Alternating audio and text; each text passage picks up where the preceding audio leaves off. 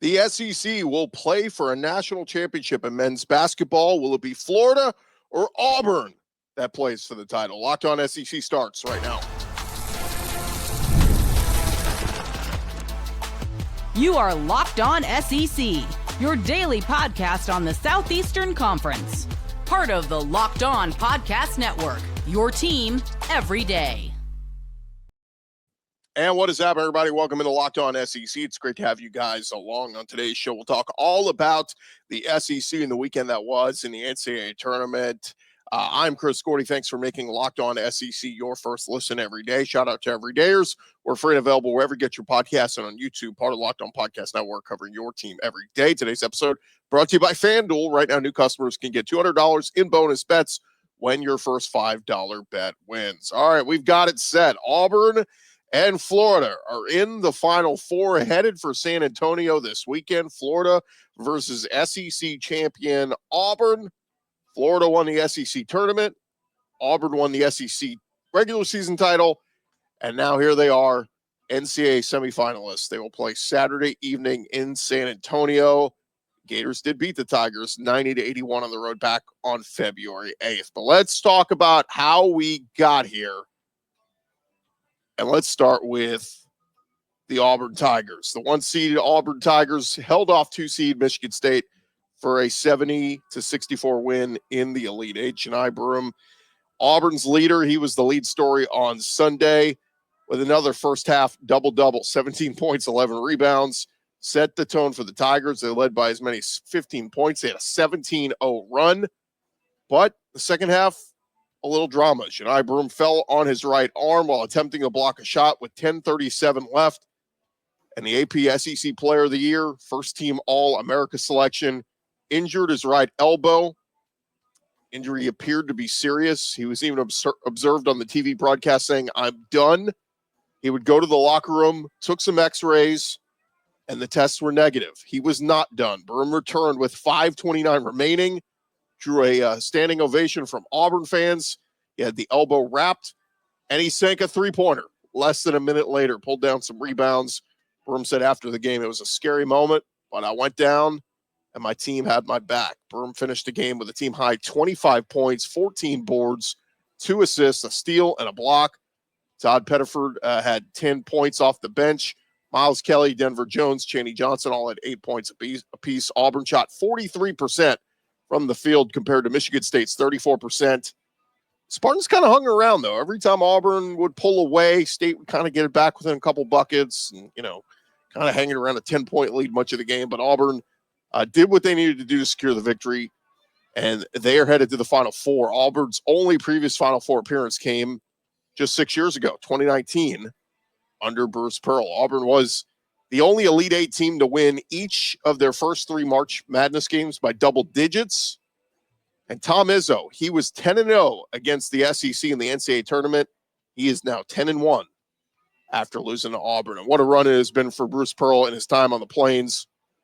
Since 2014, when he took over for Tony Barbee, he still had a few months left on his show cause order for those violations at Tennessee. But since then, he has racked up 243 wins at Auburn, making the tournament 6 times, and now has 2 trips to the Final Four. Can he take them all the way? Can they get to glory? Can they play for a championship and win one?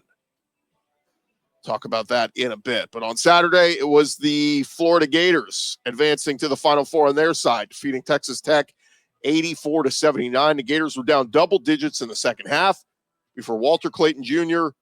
and Thomas Haw caught fire from deep.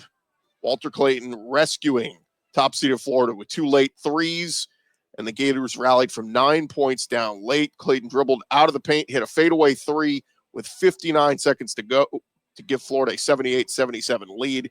Clayton saying after the game, "Just shows how together we are. Many times we could easily just break, start pointing the finger, blaming each other for this and that, but we just stayed together." And Clayton, who started his college career at Iona, led the Gators with 30 points and helped them secure the victory. This is the first Final Four for Florida since 2014, with the Gators getting there in Todd Golden's 3rd season as head coach in Gainesville. Before that, he was the coach at the University of San Francisco, West Coast native, played for St. Mary's in college, grew up in Phoenix, but he has now taken the SEC by storm and has taken the Florida Gators to the Final Four. Golden saying after the game, there's not another player in America you'd rather have right now than Walter Clayton with the ball in his hands in a big-time moment. The Final Four appearance, like we said, will be Florida's 6th.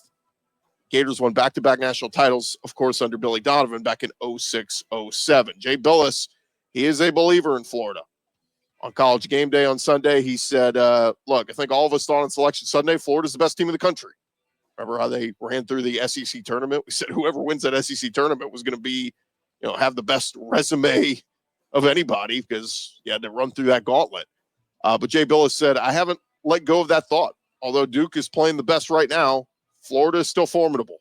They have incredible depth. They got outstanding guards. They have experience. They're tough at both ends of the floor. They're good defensively. He said, and they've got a bucket getter under the hottest of hot lights in Walter Clayton Jr. When things break down, he can go get you one. He's not a good player. He's a truly great basketball player. And so it will be the first time all top 4 seeds have reached the Final Four since 2008. Ironically, that year, the Final Four was in San Antonio. But it was the only previous year of all number 1 seeded semifinalists, and seeding began back in 1979, 2008, and now 2025. And higher seeded teams went 12-0 in regional semifinals and the finals for the first time since the tournament expanded in 1985. And Auburn, they will face Florida in the West Region Final. It'll be an all-SEC semifinal on Saturday in San Antonio. These two teams did play each other earlier this year. If you remember that game back in early February, Auburn was on a 14-game win streak at the time. They looked unstoppable. They were undefeated in the SEC, and Florida went into Neville Arena and beat them 90-81. Now, if I recall that game, remember Auburn missed some free throws and just, kind of let Florida do what they wanted and didn't play the cleanest of games, and Florida got out with the win. But we will get a rematch. It is going to be a fun one with everything on the line in the Final Four and a little pride for the SEC, right? We talked about all the history that has been made and the SEC with a chance to go play for a championship. And we've talked about it. This is the one sport that the SEC has not won a championship in quite a while. You got to go back to 2012 when Kentucky won it under John Calipari with Anthony Davis. But this is the first time potentially an SEC team could even play for a national championship since 2014. If you remember, just 2 years after winning the championship, John Calipari and company, the Harrison twins, Kentucky, they got to the championship in Dallas against UConn, where they came up short. That's the last time the SEC played for a national championship. Last won it in 2012, last played for one in 2014. And now the SEC will indeed have a representative because the winner of this game, one of Florida or Auburn, is going to be eliminated, but the winner of this game will advance to go play for the national championship. Can they win it? Look, this is the one sport that has evaded the SEC. We talk about women's basketball, Dawn Staley, Kim Mulkey. Texas looks pretty formidable this year under Vic Schaefer. We'll see who wins it there, but SEC's had their fair share of championships there. You look at baseball. You've had, Tennessee's the reigning champs. You had LSU. You had Ole Miss. You had Mississippi State all win titles in recent years. Vanderbilt's had their share. South Carolina's won in baseball.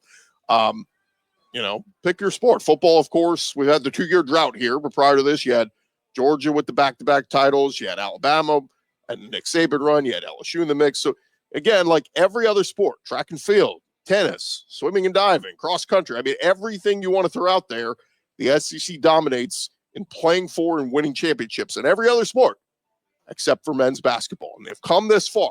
You're right here on the doorstep. It's time to break through. Now, on the other side, Duke and Houston are both formidable teams. Obviously, Duke led by Cooper Flagg, and Houston, who looks unstoppable with Kelvin Sampson, their tough-nosed defense, their three-point shooting. So it's not going to be easy.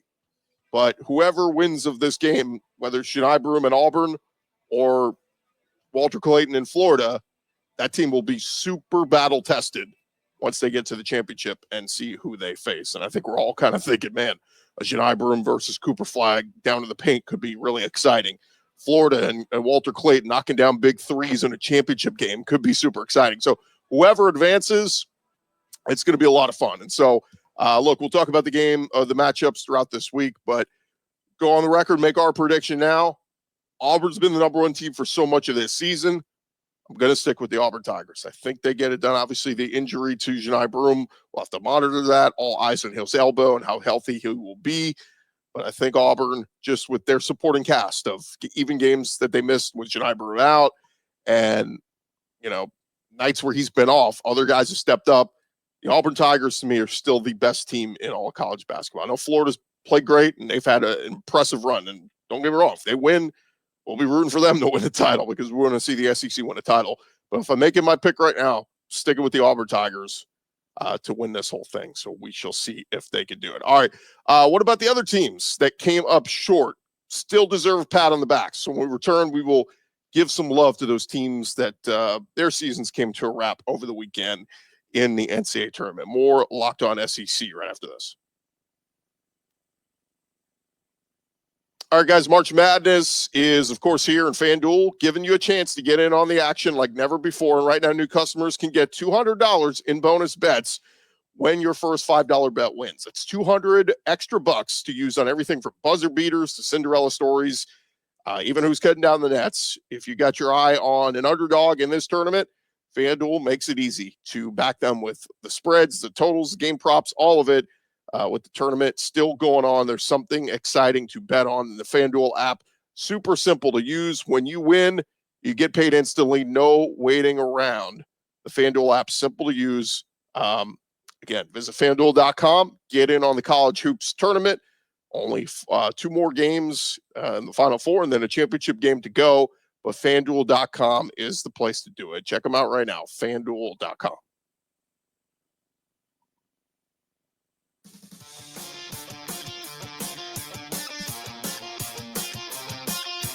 All right, thank you guys for making Locked On SEC your first listen every day. Shout out to everydayers. Keep coming back and checking us out each and every day. All right, what about the teams that came up short over the weekend? Figured we'd give them a little bit of love. And first off, we got to start up with Tennessee on Friday. They beat Kentucky in the Sweet 16, 78-65. Just a dominant effort from the Vols. Sky Ziegler had 18 points, 10 assists in that game. Kentucky had 12 turnovers. Lamont Butler scored 18 to lead first-year coach Mark Pope's third-seeded Wildcats. They were held 20 points under their season scoring average. Their 65 points matched their fewest in a game this season. And Kentucky was 2-0 against Tennessee in the regular season, but they could not beat them when they mattered most. And Mark Pope, he brought in 9 transfers on this team and led Kentucky the second weekend of the tournament for the first time since 2019. Pope saying after the game, look, we didn't finish the job, but short of that, you couldn't ask one more thing from these guys and how they serve, the standard they set, how much of themselves they've given to this jersey and this community. So Kentucky was knocked out on Friday. Vols, though, they were 1 win away from getting somewhere they've never been, the Final Four. Unfortunately, they're going to have to wait a little bit longer. On Sunday, top-seeded Houston took down second-seeded Tennessee 69-50 in the Midwest Regional title. And Sky Ziegler, Rick Barnes, they have been quite a duo together the last 4 years at Tennessee. During his run, the Vols went 109-35, made the NCAA tournament all 4 times under with Sky Ziegler there. But they made the Elite 8 last season. They were hoping to go even further this year, but they get tripped up in the Elite 8. Tough day of shooting, 1 of 9 from the floor, finishing with 5 points and 5 assists for Ziegler. Chaz Lanier and Jordan Gainey, they scored 17 points apiece. But the Vols fall short again of the program's first ever Final Four appearance. Rick Barnes, like we said, eliminated in the regional final last year. Tennessee, though, they made only 6 of 28 shots in the first 20 minutes, missed their first 14 3-point attempts before they finally hit one with 38 seconds left before halftime. It was 34-15 at half. Tourney teams that trailed by 19 or more points at halftime are now 2-0 and 244 all time. According to CBS, 15 points is the lowest scoring output for any number 2 seed in an NCAA tournament game all time. Georgetown had the previous lowest scoring first half of March Madness. They had 16 points in a second-round victory over SMU back in 1984. And look, Tennessee, their women's program has been to a ton of Final Fours. They've won national titles. Tennessee's searching for that epic Final Four. Just continues to elude them. And they finished the season 30-8. I think you do have to give a pat on the back, though, Rick Barnes, what he has done there and elevated expectations and make, making the tournament every year is an expectation out of Tennessee. I mean, it's expected. And he's raised those expectations. Matt Norlander, though, he tweeted out with the loss, Tennessee is tied with Xavier as the most successful teams in the NCAA tournament history to never make a Final Four. That means they win a lot of games in the first few rounds. They just can't get past that Elite Eight round. The other team to win in the Sweet 16 round but lose in the Elite Eight over the weekend, Nate Oates and Alabama. The Tide had that outstanding shooting night, the dominant win over BYU on Thursday in the Sweet 16. But against Duke in the Elite Eight on Saturday, that shooting was nowhere to be found. Nate Oates' squad fell to Duke 85-65. One of the worst games of Mark Sears' career in his Alabama finale. He was outstanding in that BYU game where he was just draining three-pointer after three-pointer. Well, star guard for the Tide was held to just 6 points and finished a disastrous 2 for 12 shooting from the field with 5 turnovers. LeBaron Philon he led the Tide with 16 points, but Duke just dominated both ends of the court. Nate Oates said, we obviously played 2 nights ago, and it's tough within 48 hours from playing as well as we did to play as poorly as we did, but that's how the NCAA tournament works. A one-game elimination tournament, you play poorly, you get sent home, and that is what happened. Still a great run by Oates and his crew. They've gone to at least the Sweet 16 in 4 of the past 5 years. An Elite Eight and a Final Four run mixed in there. So, again, come up short, but I think Alabama's in a good place with Nate Oates. I think Tennessee's in a good place with Rick Barnes. They had great teams this year, great runs, just come up short to teams that were better.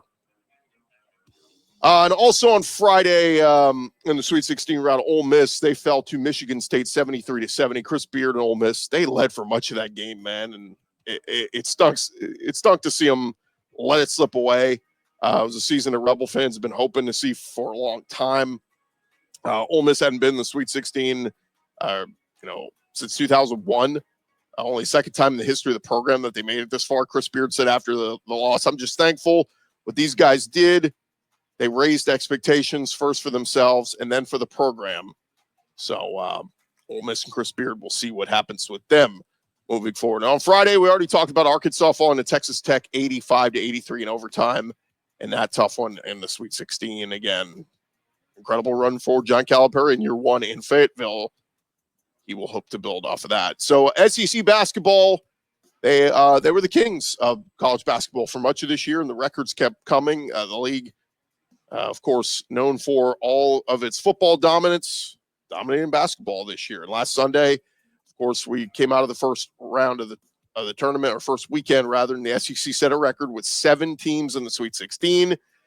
And then through the Sweet 16, they got 4 teams into the Elite Eight, 1 in each region.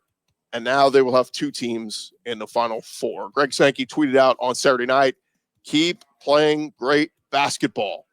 I tweeted that out after Florida's epic win there. But look, only one SEC team, unfortunately, can advance to the championship game. We can't have an all-SEC final like we've had in college football and baseball and some of the other sports.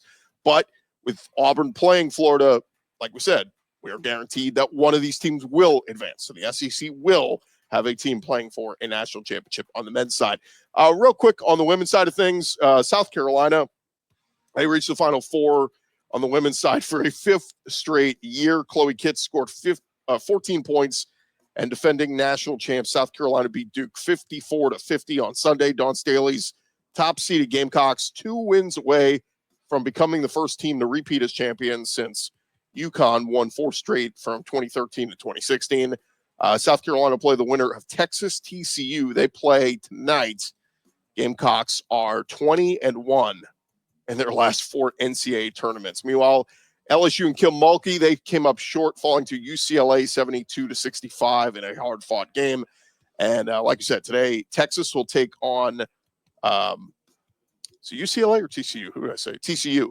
Try to advance to the Final Four. If they do, the SEC will have 2 teams in both the men's and women's Final Four. So, look, I expect Texas to win. Vic Schaefer's been coaching his butt off with that team all year. So, a good chance that happens. All right, still more to come here on Locked On SEC, part of Locked On Podcast Network, covering your team every day. We already got some portal movement happening on the SEC hoop side of things. We'll get you guys caught up with that here coming up in just a second.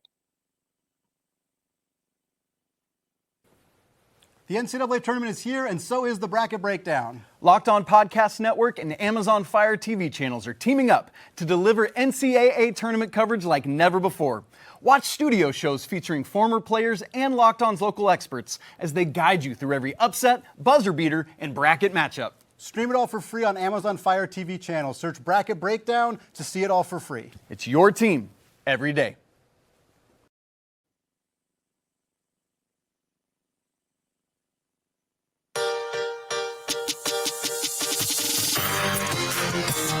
All right, roll along here, Locked On SEC.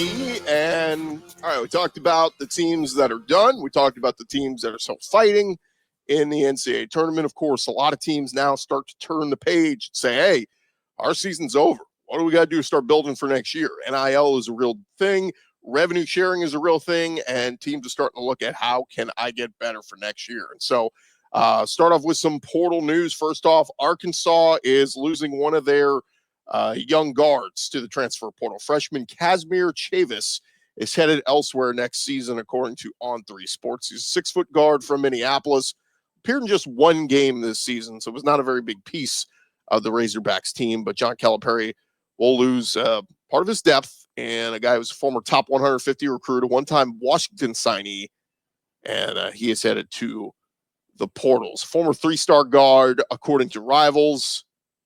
First Razorback player to enter the transfer portal. Now, meanwhile, over at South Carolina, some good news for them. Trayson Eaglestaff.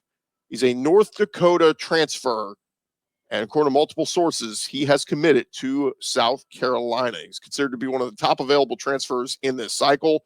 Chose the Gamecocks over the likes of Kentucky, Kansas, and Gonzaga. So what does it tell you? South Carolina's got some, it might have some NIL deals working here if he chose the Gamecocks over Kentucky, Kansas, and Gonzaga. But Eaglestaff shot onto the, from the mid-major to the major radar earlier this year. He had 40 points in that 97-90 loss to Alabama.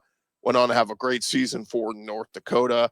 And when he was asked about picking South Carolina, he talked about their offensive philosophy and Coach Lamont Paris. He said, Coach said he wants to get a bunch of threes up, and that's one thing I'm trying to do, space the floor as best I can, try to make the play and shoot the ball. I think that's the biggest thing when it comes to style of play at South Carolina, and that's the big thing that Coach Paris has emphasized. Eaglestaff can space the floor. He's a career 37% three-point shooter, averaged almost 19 points per game as a junior. He's 6'6". See how his game translates to the SEC.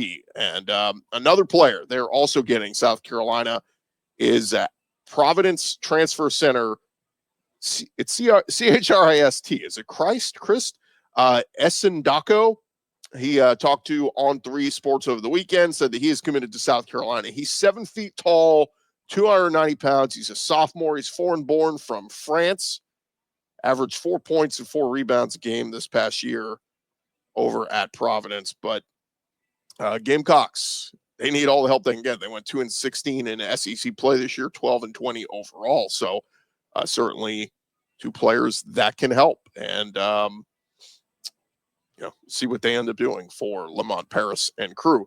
Meanwhile, Kentucky, they picked up a win on the recruiting trail on Friday, just hours after, before taking on Tennessee in the Sweet 16. Tulane wing Cam Williams committed to Mark Pope and company. ESPN's Jonathan Giovoni reported the news. He's a 6'8" freshman, viewed as one of the top available shooters in the portal. He's a former 3-star recruit in the 24/7 composite. Came off the bench in his first 5 games before starting the next 28 and 34 minutes a night. He averaged 9 points a game, 4.5 rebounds, scored a career high 24 points in a game against UAB back earlier this month. Closed out his freshman season with 14 double-digit scoring performances. He told Johni, my dream is to play in the NBA. But he said Kentucky's culture and background shows they care about their players, especially developing them into the best players that they can be. So a big win for Mark Pope, who is going to need a lot of rebuilding. They're set to graduate Amari Williams, Lamont Butler, Andrew Carr, Jackson Robinson, Kobe Brea. So going to be a new look Kentucky team next season. And one more hoops nugget to keep an eye on here. And certainly, look, by the time you guys are listening to this, this may have already been shut down and Maryland may have already hired a coach. But there was some buzz out there that Buzz Williams over at Texas A&M could be eyeing the Maryland job. According to Jeff Goodman, he said Buzz Williams is trying to get involved in the Maryland coaching search with Kevin Willard leaving for another job. Willard was announced over the weekend he was leaving for the Villanova job.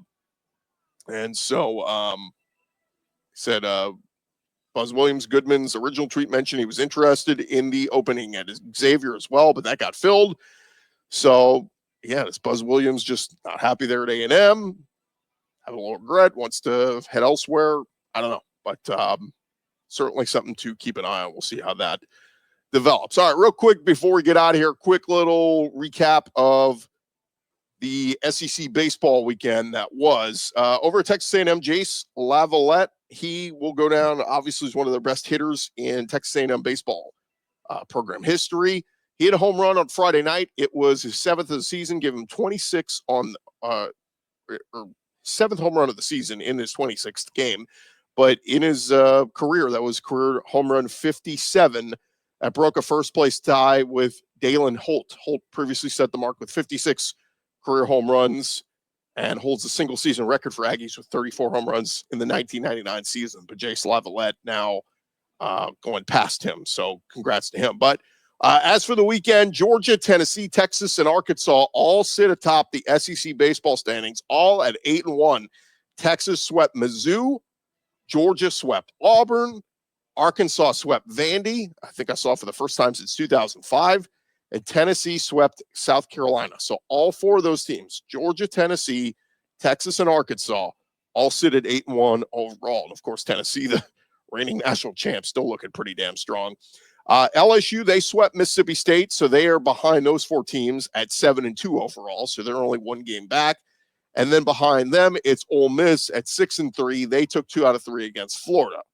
But kind of shocking to look down at the bottom and seeing Texas A&M and Florida, 2 preseason ranked teams, sitting at 1-8 in SEC play. And this is from Kendall Rogers at D1 Baseball.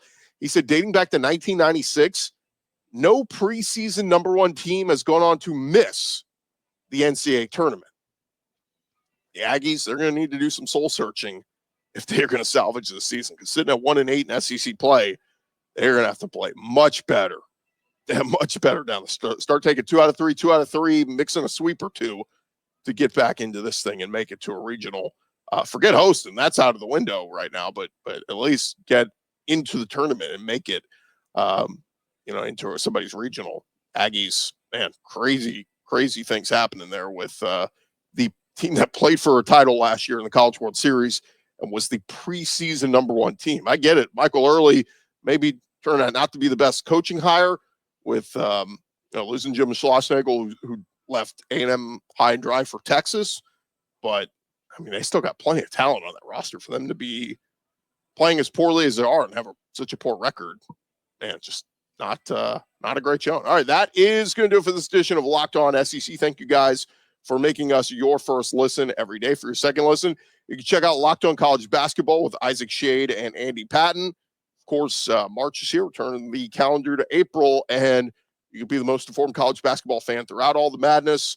Find Locked On College Basketball on YouTube or wherever you listen to your podcast. I'm Chris Gordy. This has been Locked On SEC. Come on back and see us tomorrow.